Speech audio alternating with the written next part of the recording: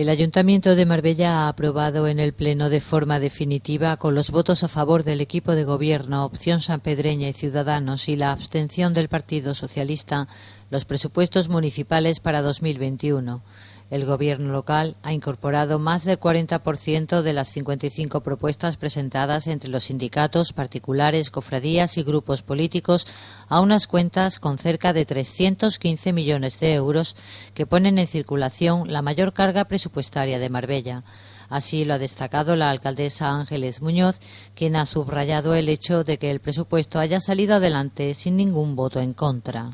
El concejal de Hacienda, Félix Romero, ha destacado la importancia de la aprobación de las cuentas para su entrada en vigor el día 1 de enero de 2021 y ha concretado que se han aceptado más del 40% de las 55 alegaciones presentadas, el porcentaje más alto de estimaciones de esta corporación municipal. Es absolutamente beneficioso iniciar el ejercicio con ellos en vigor, porque utilizar un presupuesto prorrogado para el ejercicio 2021 es ni más ni menos que afrontar el nuevo ejercicio con unas cuentas y unas reglas que se pensaron para una realidad absolutamente distinta en la que el brutal impacto de la pandemia ni siquiera se preveía. Por tanto, este equipo de gobierno, como todos los años, ha querido cumplir con su compromiso de aprobar los presupuestos en tiempo, pero en este año en concreto esa pretensión se ha convertido casi en una obsesión. Hemos tenido que afrontar un sinfín de obstáculos que tienen que ver con el carácter absolutamente especial de este año y nos hemos retrasado hasta el último día posible, que es el día de hoy, para poder aprobar el presupuesto de tal forma que pudiese aplicarse desde el 1 de enero de este ejercicio. En este punto creo que es de justicia reconocer a los grupos de este Pleno que entiendan que es mejor tener presupuestos que no tenerlos, con independencia de sus lógicas de discrepancia. Su voto favorable a la urgencia de esta sesión así lo demuestra. Y desde nuestro grupo queremos agradecer esa muestra de responsabilidad a todos los aquí presentes. Por supuesto, también en este punto es de justicia agradecer el empeño que han puesto todos los trabajadores del área económica, mis compañeros delegados, también los trabajadores del área de la Secretaría para la convocatoria que se ha realizado y la propia alcaldesa para que estos presupuestos se aprueben en tiempo. Con la tramitación de este punto quedará definitivamente aprobado el presupuesto 2021, que este equipo de gobierno diseña como la más eficaz herramienta económica para la ciudad. Una herramienta que permite afrontar el 2021, año de la recuperación, con la máxima confianza y con dotaciones útiles y operativas desde el día 1. Al presupuesto de la corporación se han presentado en total 55 alegaciones, de las cuales 13 lo fueron por sindicatos, 2 lo fueron por particulares, 12 lo fueron por cofradías y 29 por los grupos políticos de la oposición. Debemos de tener en cuenta que de las 13 alegaciones de las cofradías, 12 son absolutamente idénticas y una más es prácticamente igual, solo que con un incremento de financiación. Con lo cual, si tenemos en cuenta esa realidad, las alegaciones presentadas son 43 alegaciones distintas, aunque estén formalizadas en 55. 43 alegaciones son 10 menos de las que recibimos el año pasado y aproximadamente 200 menos de las que se presentaron al presupuesto del 2019. Esto es fruto del esfuerzo del área económica por confeccionar unos presupuestos fidedignos para con las obligaciones reales de este ayuntamiento. Todas y cada una de ellas se han estudiado en detalle, con arreglo a los artículos 170 y siguientes del texto refundido de la Ley de Haciendas Locales, y evidentemente el planteamiento y la disposición de este equipo de gobierno ha sido la de aceptarlas hasta donde fuera posible.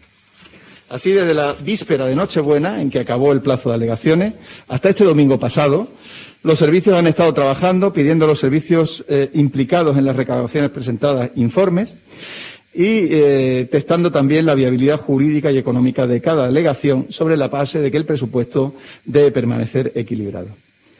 Esto es importante que lo tengamos claro porque una alegación puede tener un contenido deseable, pero no podemos aprobarla si ello implica dejar sin dinero servicios existentes y más necesarios aún que los que se pretenden crear. Y también hay que recordar que nos hemos encontrado con un obstáculo adicional. Las alegaciones que cambiaban, algunas de las alegaciones cambiaban el gasto entre capítulos, con lo cual alteraban la estructura presupuestaria y requerían nuevos cálculos de estabilidad presupuestaria, nuevos informes e implicaban además, por tanto, una incompatibilidad con el deseo de aprobar el presupuesto antes de que acabase el año. Finalmente, hemos recurrido a criterios de oportunidad política. Efectivamente, hay iniciativas que no solo no pueden esperar, sino que deben contar con una partida específica, que no solo habilite el gasto, que en cualquier caso podría cargarse a una partida genérica, sino que también expresen el compromiso de esta corporación con determinadas causas. El resultado es la aceptación del contenido de 17 de las actuaciones contenidas en las alegaciones presentadas, bien mediante la aceptación formal o bien mediante su toma de razón, lo que viene a suponer el porcentaje más alto de estimación en ninguno de los presupuestos de esta corporación. Más del 40% de las iniciativas propuestas en las alegaciones van a ser asumidas en el presupuesto 2021. Las alegaciones presentadas por los sindicatos y trabajadores se refieren bien a cuestiones técnicas o bien a reclamaciones de índole sindical que con criterios técnicos han sido resueltas. Las 13 alegaciones presentadas por las cofradías pretenden la modificación de la base 21 del presupuesto para que se permita financiar inversiones con cargo a las subvenciones municipales, algo que ahora no se puede. Una de ellas, además, como les decía antes, pide que se le aumente la partida de subvención precisamente para financiar una inversión, con lo cual es requisito sine qua non que primero se modifique la base 21. Entendemos el indudable peso que la Semana Santa tiene en nuestra tradición e identidad, el inigualable y atractivo turístico que también supone para nuestra ciudad y las consecuencias que para ella va a tener y ha tenido el COVID, suspendiendo las salidas del 2020 y quizás también, no lo sabemos todavía, las de 2021. No tenemos tiempo para modificar la base 21 si queremos aprobar antes de que acabe el año porque se requieren informes también de área. Y por eso se propone la toma de razón que implicará la tramitación de la modificación de las bases desde el día 1 de enero y la reserva y barrado de todos los créditos presupuestarios para que no se puedan utilizar en ninguna otra finalidad hasta tanto se modifique esa base 21. Las 29 presentadas por los grupos políticos refieren a cuestiones de índole política y también de interés público que requieren de un juicio de oportunidad y de una explicación un poco más detalladas.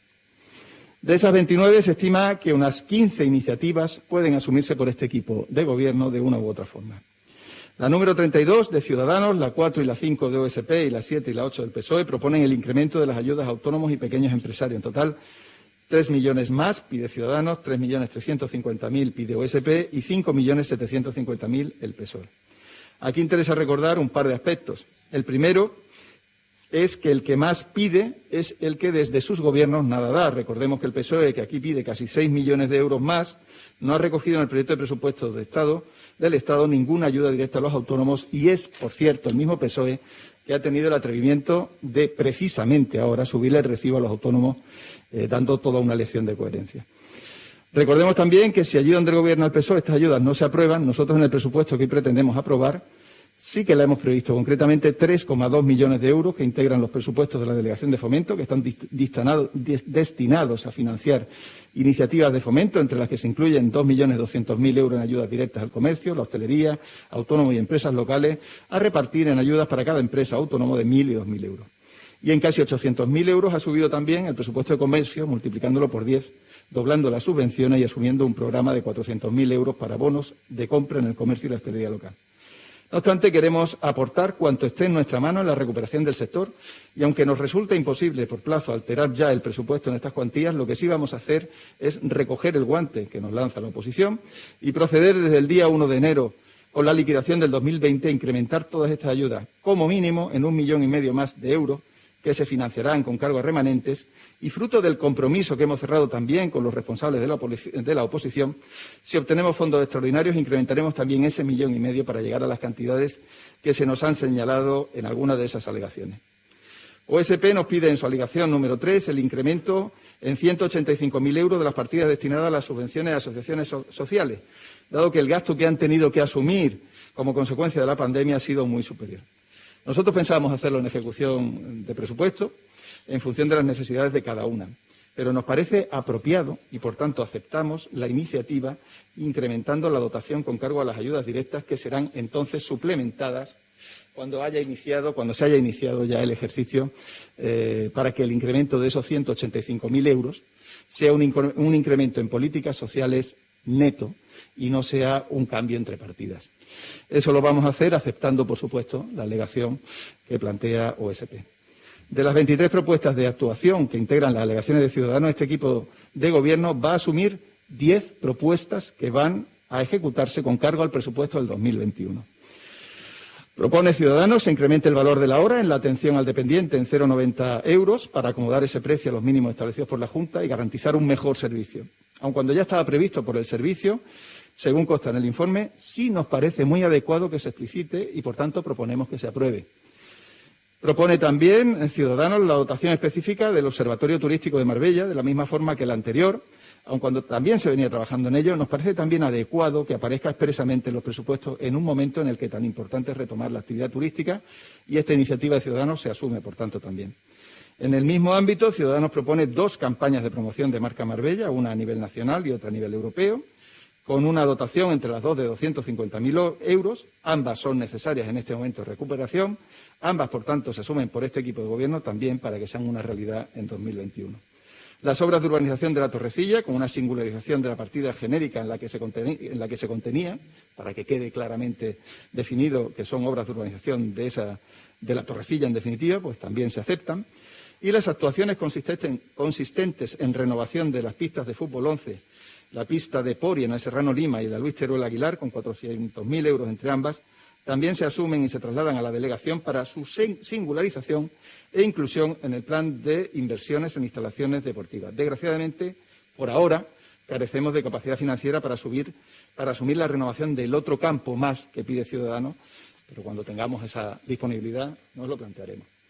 Estimamos también las iniciativas consistentes en la creación de los programas formativos de empleabilidad de la mujer y para el desarrollo de la industria creativa y digital, propuestos por Ciudadanos, porque nos parecen iniciativas asumibles y absolutamente acordes con el tiempo en que vivimos.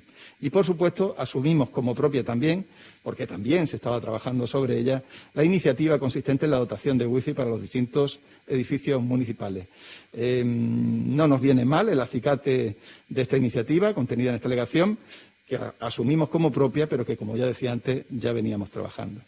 Esta es la propuesta que sometemos a pleno. Finalizado este trámite, los presupuestos quedarán definitivamente aprobados. Unos presupuestos que no proponen ningún gasto superfluo, que dedican la recaudación exclusivamente al servicio del ciudadano y que contemplan con realismo el momento histórico que desgraciadamente aún vivimos. Un instrumento que nos va a ayudar como ningún otro a la recuperación post-COVID. Ya lo dijimos el año pasado y lo decimos aún con más convicción. Entendemos que desde su posición política pueda discrepar cualquiera respecto a la aplicación de alguna política de inversión o el abandono de otra. Pero de lo que no cabe duda es que estos presupuestos representan un firme y honesto compromiso de austeridad y este año sí también, sin ninguna duda, de realismo. Un compromiso que me permite este año, más que nunca, solicitar a todos los miembros de este Pleno el voto favorable para la propuesta que traemos. Muchas gracias. La Plataforma de Comerciantes y Hosteleros de Marbella ha convocado para esta mañana en la Plaza de los Naranjos y a las puertas del Ayuntamiento de Marbella una cacerolada intermitente que ha comenzado a las 10 de la mañana, justo antes de que empezara el pleno de aprobación de los presupuestos para 2021. El objetivo de esta protesta es que el Ayuntamiento aumente las partidas de ayudas destinadas al sector de cara al próximo ejercicio, según anunció la propia Verónica Perone, que es miembro del colectivo. Por otro lado, la plataforma solicita la reducción de tasas a cargo de las empresas como la de basura, escaparates o la de ocupación de la vía pública. El Grupo Municipal de Opción Sanpedreña ha manifestado que el Partido Popular ha discriminado a San Pedro Alcántara respecto a los presupuestos para 2021. Su portavoz, Manuel Osorio, ha manifestado que han apoyado los presupuestos ya que era la excusa perfecta del equipo de gobierno de las ayudas directas que prometió allá por marzo de 2020. En decir y advertir el por qué hemos querido nosotros votar a favor en este caso. ¿Y por qué lo hemos hecho? Bueno, pues hemos pensado porque han sido 2 alegaciones presentadas de una forma a grupos muy sensibles, que han sido a estas ONGs que siempre han estado y están en primera línea y que siempre, bueno, pues se han presentado el presupuesto inicial y se hablaba de incremento, pero ellos no recibían ni un solo euro más que años anteriores. ¿Qué es lo que hemos hecho nosotros? Lo que hemos hecho nosotros es buscar unas partidas para que no nos pudiesen decir de ninguna de las maneras poder tirarlo atrás. Y lo hemos conseguido. Ha sido un trabajo duro, arduo, el que ha hecho Opción Sanpedreña, pero lo hemos conseguido. Hemos podido sacar 185.000 y con esa pequeña cantidad comparado con los 313 millones de euros del ayuntamiento, pues se ha conseguido casi doblar las asignaciones que tenían esas ONG. Yo creo que es de justicia llevan muchísimo tiempo atascadas, sin recibir un euro más, sube la luz, sube el agua, sube los alquileres, el problema de la pandemia que hace que los aforos se reduzcan, con lo cual se multiplican los costes. Yo creo que ha sido un gran logro por parte de Opción Sanpedreña el que esas asociaciones puedan llegar ahí, porque van a respirar muchas de ellas que lo estaban pasando muy mal. Y las otras dos alegaciones se ha aceptado, o vamos a decir que se ha aceptado porque se ha hecho una toma de razón. Se han comprometido públicamente en que ese dinero, esos 3 millones de euros que pedíamos nosotros para ayuda a los hosteleros, a los autónomos y a los comerciantes fuese hacia adelante, pues se ha dicho que bueno, que se hará. Se va a hacer, se nos ha justificado el por qué no se ha hecho de momento y no se admitía y tenía su razón técnica, me parece muy bien. Y entonces se va a hacer unas modificaciones necesarias ahora en enero para empezar a trabajar. Ahora, eso sí, les tienen que correr porque las necesidades de todos los que han estado aquí fuera del ayuntamiento machacando con sus útiles y sus utensilios, haciendo ruido, es porque realmente lo están pasando mal. Así que el ayuntamiento tiene que correr, porque Opción Sanpedreña también le dio la opción en octubre, en el mes de octubre, que ya podían haber estado las bases preparadas para empezar a dar desde el minuto 1 esas ayudas. Les queda mucho trabajo, pero Opción Sanpedreña estará ahí para dar soluciones también. Inmaculada Salcedo, epidemióloga y portavoz del Comité de Expertos de la Junta de Andalucía sobre COVID-19, ha informado esta mañana en rueda de prensa de los últimos acontecimientos y sobre la nueva cepa que ya está en Andalucía. Como siempre, gracias por asistir a esta comparecencia. Mi misión aquí es poder resolver dudas de carácter científico-técnico que puedan surgir tras la revisión de la situación de la pandemia en Andalucía. Como comentó ayer el consejero de Salud y Familia de la Junta de Andalucía, el pasado día 28, lunes, por la tarde, nos reunimos, el Comité de Expertos, para evaluar de nuevo la situación de la pandemia. De esta reunión concluimos que, dada la situación estable de la incidencia de casos y de contagios y valorando todos los indicadores epidemiológicos, era apropiado mantener las mismas medidas del plan de Navidad hasta la Semana de Reyes. Después de estos días volveremos a reunirnos y evaluar de nuevo la situación, aunque, como saben, lo hacemos a diario. El tema prioritario de esta semana ha sido la llegada de la vacuna frente a la COVID-19 a Andalucía. Estábamos preparados y esperando las vacunas con gran impaciencia. La vacunación comenzó el domingo en toda Andalucía, empezando por 8 centros sanitarios y 12 residencias de mayores. Como profesional de la salud pública, les transmito que es una muy buena noticia, la mejor que podíamos tener después de estos 11 meses de dura pandemia. El domingo comenzó una etapa de esperanza y la vivimos en nuestros respectivos centros con mucha ilusión. En mi hospital en concreto estábamos muy contentos y esperanzados cuando se vacunaron los primeros profesionales que están en la primera línea de trabajo con pacientes COVID positivos. Pero no nos confiemos, porque, como saben, la vacuna requiere un tiempo para empezar a desarrollar anticuerpos en las personas a las que se le administra. Alrededor aproximadamente de un mes, se estima en 28 días. Y después se debe administrar una segunda dosis. También hay que contemplar la posibilidad, remota pero posible, y por ello hay que decirlo, de un pequeño porcentaje de personas que no respondan a la vacuna, lo que conocemos como sujetos no respondedores. Esto es así en todas las vacunas que existen en el mercado. Y eso no debe de empañar en absoluto una etapa de esperanza que se nos abre.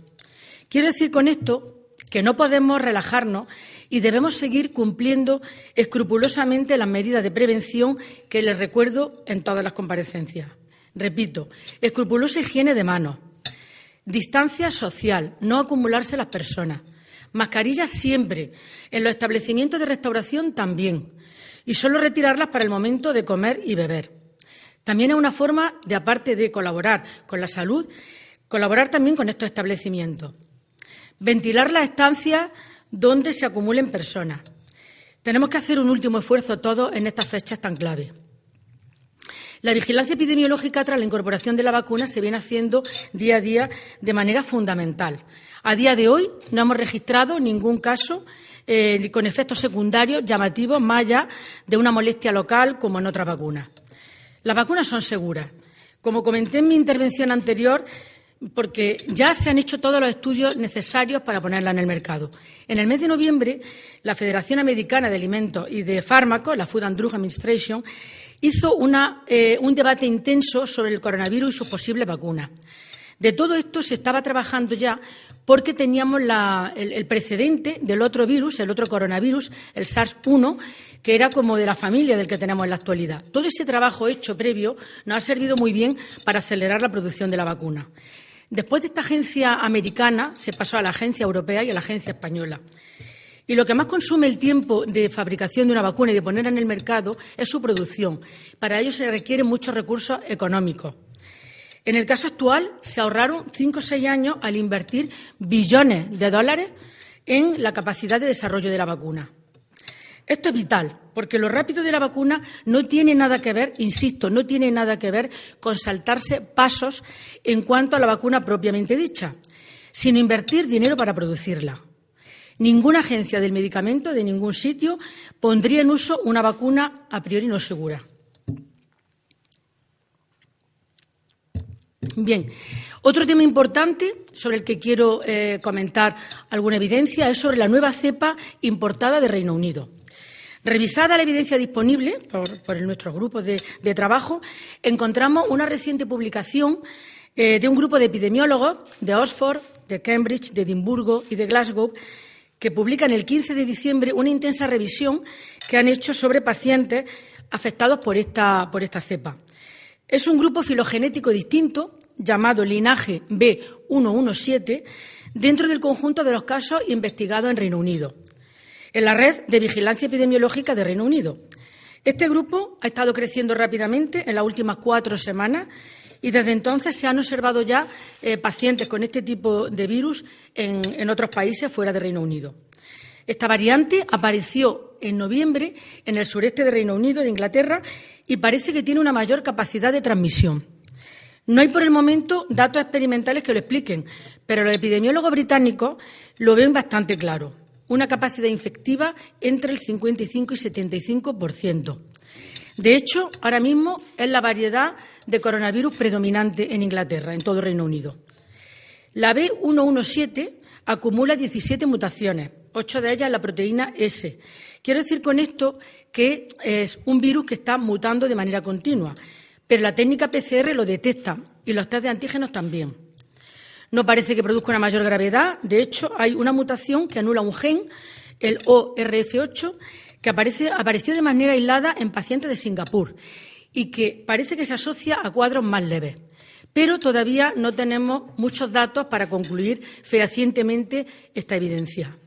Y además, como les digo habitualmente, el problema de la alta capacidad de contagio es un problema de salud pública.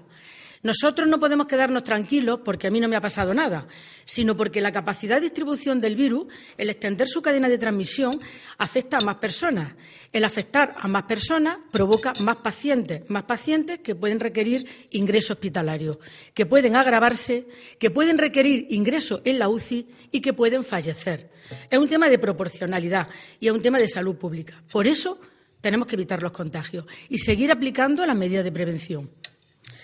Seguramente con este nuevo virus no hay ningún problema tampoco con la cobertura vacunal, porque no se ha evidenciado que sea ineficaz la vacuna frente a él, ni tampoco los anticuerpos monoclonales que se están estudiando también como tratamiento actual. Pero sí que es verdad que tenemos que mantener las medidas de prevención. En Andalucía, como saben, hemos encontrado 5 casos confirmados y 7 pendientes de confirmación. Y de ellos hay uno ingresado como medida preventiva. Desde la Dirección General de Salud Pública se definió desde el primer momento esto como una alerta sanitaria en salud pública.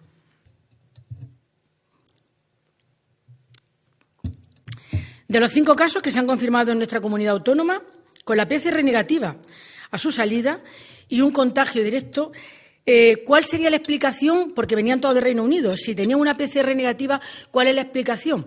Pues bien, en primer lugar, ninguna prueba es al 100% efectiva y tiene sus falsos positivos y sus falsos negativos, como he comentado en otras comparecencias. Además, hay que ver si estas personas estaban en un periodo de incubación en el que todavía no había dado la cara el virus y podía estar incubándolo y aparecer después los síntomas. Y lo más importante, bajo mi punto de vista, es que hay que hacer una exhaustiva encuesta epidemiológica. ¿De dónde vienen estos pacientes? ¿Si han estado en contacto con personas con síntomas? ¿Qué sintomatología presentan, si es que la presentan? ¿Y cuál es la trazabilidad, el rastreo de estos pacientes o de estos ciudadanos? Todas estas cuestiones pueden justificar que, aun con una prueba negativa, aparezcan luego casos importados.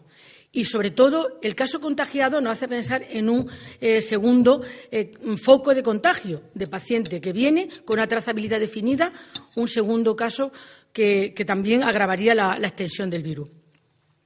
Los pacientes sospechosos que se ingresan en nuestros hospitales siempre lo hacemos con carácter preventivo.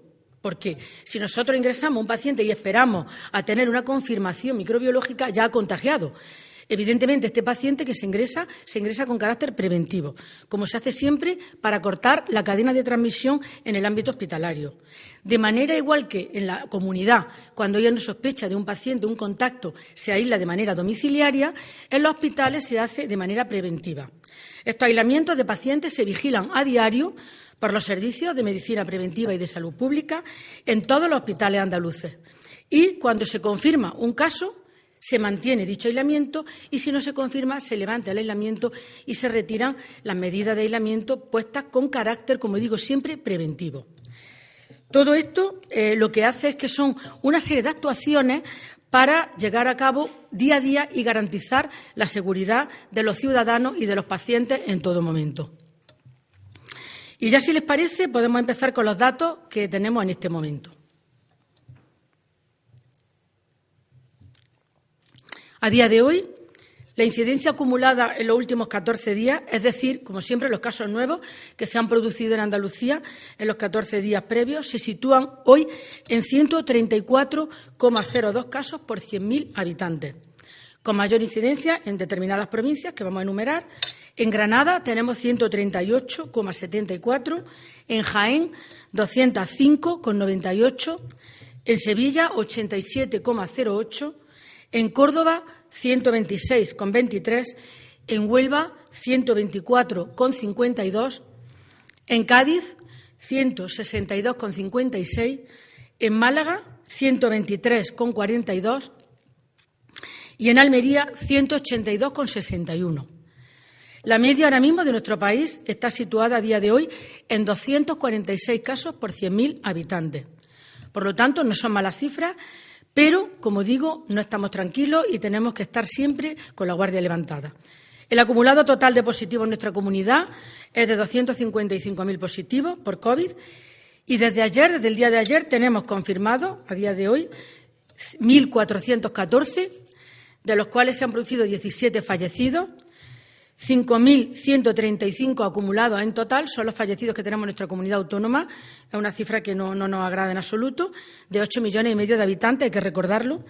Curados ascienden ya a 230.256. Andamos ahí entre los curados y los diagnosticados porque se hacen cada vez muchos más test.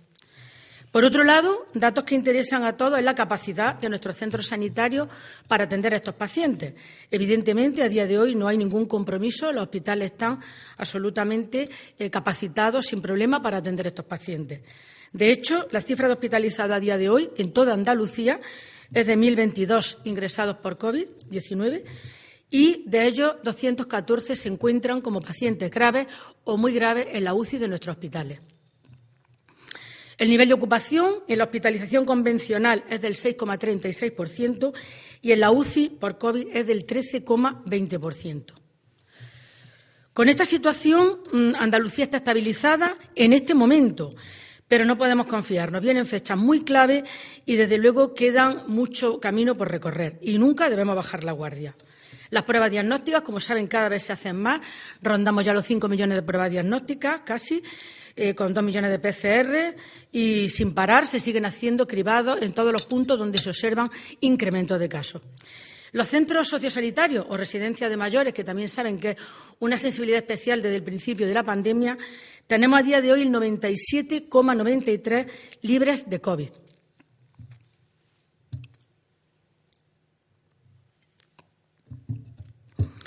Bueno, y para finalizar, quería agradecer a toda la ciudadanía en general por su comportamiento en Andalucía. Si bien estamos al principio del final de la pandemia, queda aún mucho camino por recorrer. Mi deseo para el año 2021 es que nadie tenga que decir ojalá volviéramos al 2020 por haber sufrido alguna pérdida querida o cercana. Vamos a hacer entre todos un último esfuerzo. Ya queda menos para disfrutar con normalidad de nuestros amigos, de nuestros familiares, de nuestras fiestas, de nuestras tradiciones. Como decimos en Andalucía, y me van a permitir, ya que se acaba el año, la expresión coloquial, vamos a echar los restos comportándonos como nos piden los expertos. Ahora ya, si esto lo hacemos bien, tendremos un año nuevo mucho mejor que el anterior. Por eso les pido a todos el último esfuerzo. Feliz año nuevo a todos. Y ahora estoy a su disposición para cualquier pregunta que me quieran formular. Buenas tardes, soy Noelia Ruiz, de Europa Press. Me gustaría preguntarle qué novedades hay de la cepa británica en Andalucía. ¿Se ha podido confirmar algún caso de los 7 que ayer estaban en estudio? ¿Y cómo evolucionan los positivos ya confirmados, especialmente la persona que se encuentra ingresada? Muchas gracias. Muchas gracias, Noelia. Pues mire, como he comentado, he hecho un repaso de los casos que tenemos en Andalucía y de la cepa en sí cómo va, revisando la evidencia que hay. La novedad que tenemos simplemente que el paciente que está ingresado con carácter preventivo para que no haya ningún problema con respecto a su salud. Los demás están en atención domiciliaria, lo que hace pensar que se encuentran evolucionando favorablemente. Y de los nuevos casos, pues datos reales no tenemos porque además tenemos que guardar también la confidencialidad de estos pacientes.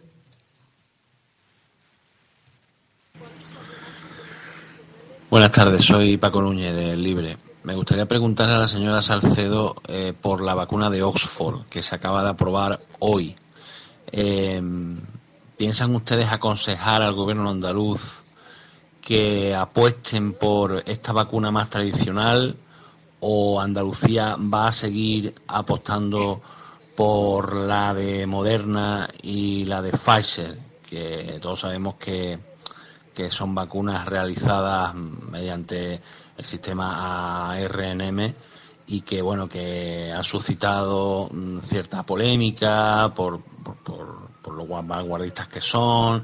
Hay algunos expertos que no están de acuerdo con ellas por posibles efectos secundarios a largo plazo. Entonces, estando ya la vacuna de Oxford, sería a lo mejor razonable apostar por esta vacuna que estará conseguida por el método más tradicional. Muchas gracias y feliz año. Feliz año, muchas gracias por la pregunta. Pues mire, todas las vacunas que se salen al mercado son seguras y han tenido todas las fases, como digo, de ensayos clínicos necesarios para ponerlas en el mercado. En cuanto a una u otra, dependiendo de la temperatura de conservación, sabemos que la de Pfizer es muy exigente con la congelación, luego está la de Moderna un poquito menos, la de Oxford se mantiene a menos 3-4 grados, como las vacunas tradicionales, pero todas son efectivas. Y, evidentemente, Andalucía también está un poco sujeta a lo que se le envíe desde el Gobierno central. Nosotros, como todas son seguras, las iremos poniendo inmediatamente que las vayamos recibiendo. En cuanto a expertos que surgen con opiniones contradictorias, mire, yo voy a ser un poco crítica. Desde el inicio de la pandemia están surgiendo expertos, decimos coloquialmente, como setas, ¿no? A mí me gustaría saber el perfil formativo de este tipo de expertos y en qué basan su evidencia científica, porque nosotros, que somos especialistas en la materia y que revisamos continuamente todas las publicaciones y todos los artículos de impacto que van saliendo, no tenemos las mismas opiniones que algunos de estos expertos que, como comento, me gustaría conocer en qué basan sus opiniones y en qué evidencias se apoyan.